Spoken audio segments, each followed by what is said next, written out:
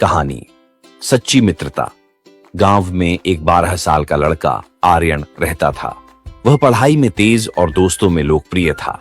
उसकी एक विशेष दोस्ती थी सिया से, जो उसके पड़ोस में रहती थी। सिया बहुत समझदार और बुद्धिमान थी और दोनों की दोस्ती गांव के दूसरे बच्चों के लिए मिसाल बन गई थी। एक दिन गांव में एक नया लड़का विक्रांत आया। वह शहर से था और नए माहौल में घुलने मिलने में कठिनाई महसूस कर रहा था। आर्यन और सिया ने उसे अपने साथ खेल में शामिल किया। शुरुआत में विक्रांत संकोच में था, लेकिन धीरे धीरे उसने आर्यन और सिया की दोस्ती का असर देखा और वह भी उनमें शामिल हो गया।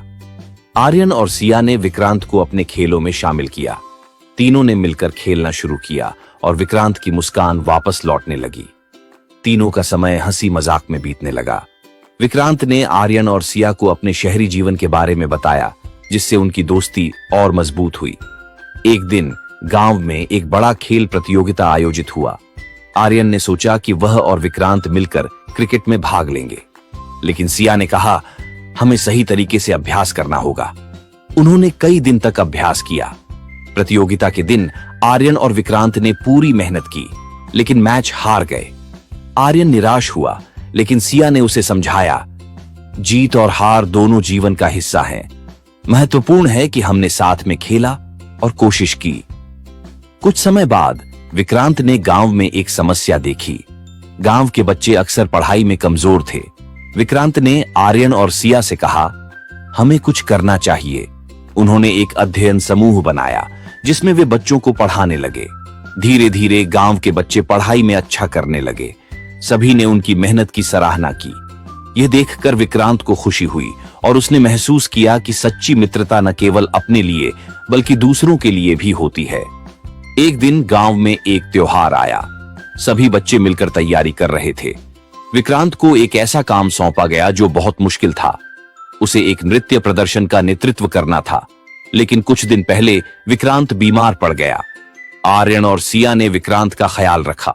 वे न केवल उसकी मदद करते रहे, बल्कि उन्होंने नृत्य की भी पूरी तैयारी की। जब त्योहार का दिन आया, विक्रांत ने अपनी बीमारी के बावजूद प्रदर्शन में हिस्सा लिया। उन्होंने तीनों ने मिलकर शानदार प्रदर्शन किया और सबने उनकी सराहना की।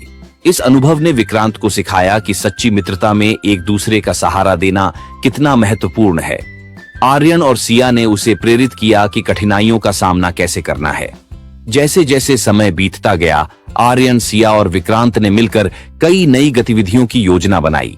उन्होंने खेलों में भाग लिया, नाटक किए और समाज सेवा की। उनकी मित्रता और मजबूत हो गई थी। कुछ साल बाद जब सभी बड़े हो गए, आर्यन ने फैसला किया कि वह अपने गांव में एक स्कूल खोलेगा। सिया और विक्रांत ने उसका साथ देने का वादा किया। तीनों ने मिलकर एक नई शुरुआत की। वे समझ गए थे कि सच्ची मित्रता केवल साथ रहने में नहीं, बल्कि एक दूसरे का सहारा बनने में है। उन्होंने गांव के बच्चों के भविष्य के लिए एक मिसाल स्थापित की। इस कहानी से यह सीखने को मिलता है कि सच्ची मित्रता का मतलब केवल मजे करना नहीं है, बल्कि मुश्किल समय में एक दूसरे का साथ देना है। मित्रता में सहानुभूति, समझ और एक दूसरे की मदद की भावना होती है, जो जीवन को और भी खूबसूरत बनाती है।